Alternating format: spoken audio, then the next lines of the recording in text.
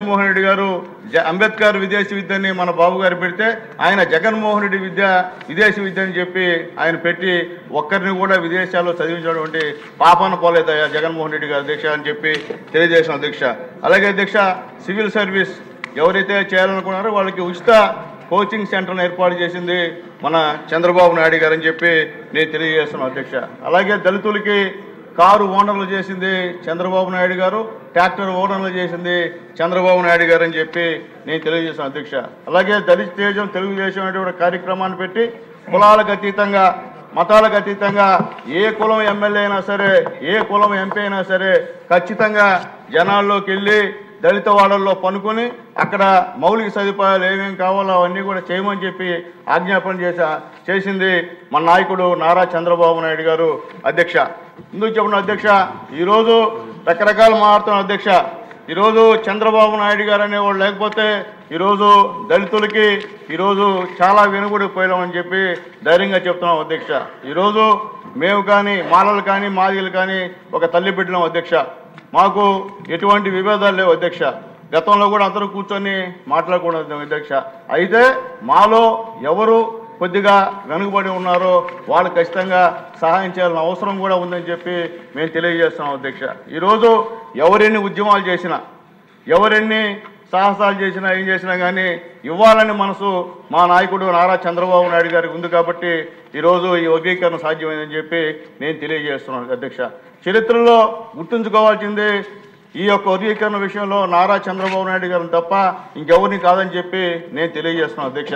ఎందువల్లంటే ఈరోజు దళితులు ఈ విధంగా మేము ధైర్యంగా ఈ అసెంబ్లీలో కూర్చొని మాట్లాడుతున్నామంటే చంద్రబాబు నాయుడు గారి భిక్ష అధ్యక్ష.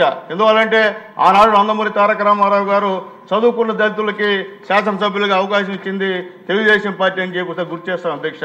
ఈరోజు కూడా మా నాయకుడు చంద్రబాబు నాయుడు గారు అసెంబ్లీకి రావాలంటే ఖచ్చితంగా చదువుకోవాలని దళితుల్ని చదువుకున్న వాళ్ళందరినీ ఎంపిక చేసి ఈరోజు మమ్మల్ని ఎమ్మెల్యేలు గాను ఎంపీ గాను పంపినటువంటి పరిస్థితి మా నాయకుడు చంద్రబాబు నాయుడు గారు అని చెప్పి నేను తెలియజేస్తున్నాను అధ్యక్ష. కాబట్టి నేను దళితులకంతా చెప్పేది అధ్యక్ష, ఈరోజు మనం ధైర్యంగా అందరితో పాటు ఈరోజు తెలుగుదేశం పార్టీలో కూడా ప్రధానమైనటువంటి పదవులు ఇచ్చింది చంద్రబాబు నాయుడు గారని తెలియజేస్తున్నాం అధ్యక్ష. ఆయనకి తెలుసు మనకేం చేయాలా అని, అంతే తప్ప మనం ఏదో ఊహించుకొని ఏమో మాట్లాడితే ఇబ్బందికరమైన పరిస్థితులను తెలియజేస్తున్నాం అధ్యక్ష. ఈరోజు మనకందరికీ తెలిసే బాలయోగి గారు స్వీకరణ చేశారు అధ్యక్ష బాలయోగిని. అట్లాగే ప్రతిభా భారతి గారిని స్పీకర్ని చేశారు అధ్యక్ష.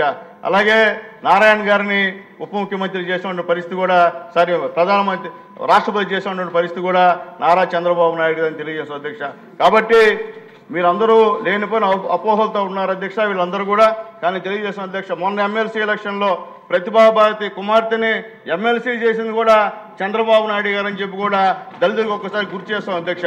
కాబట్టి ముందు మనలో ఉన్నటువంటి దాన్ని తొలగించి మనకి తెలుగుదేశం పార్టీ గవర్నమెంట్లో మనం ఏమేమి పొందామో అది మన కింద వాళ్ళకి చెప్పాల్సిన బాధ్యత మనందరి మీద ఉందని చెప్పి చెప్తున్నాం అధ్యక్ష. అంతేకాకుండా మనమే దీని మీద వేరే మాటలు మాట్లాడితే ఇబ్బంది వచ్చేటువంటి కార్యక్రమం అని చెప్పి తెలియజేస్తున్నాం అధ్యక్ష.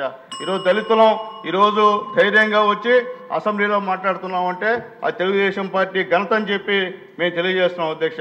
కాబట్టి ఖచ్చితంగా 2026లో జనాభా ప్రాతిపదిక మీద ఈ వర్గీకరణ జిల్లాల ప్రాతిపదిక మీద చేయాలని చెప్పి మేము తెలియజేస్తూ ఈరోజు ఈ యొక్క దానికి పూర్తిగా మద్దతుని ఇస్తున్నామని చెప్పి తెలియజేస్తున్నాం అధ్యక్ష. ఇంగిరాల స్వామి గారు. ధన్యవాదాలు అధ్యక్ష. ఈ భూమి మీద